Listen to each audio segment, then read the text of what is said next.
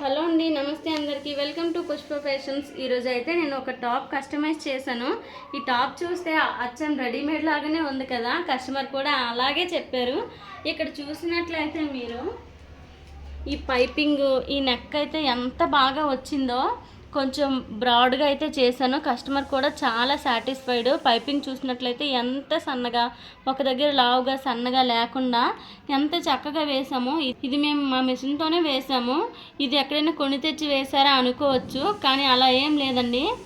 ఇక్కడ హ్యాండ్కి చూసినట్లయితే హ్యాండ్కి కూడా ఇలాగ డబల్ పైపింగ్ అయితే వేసాము.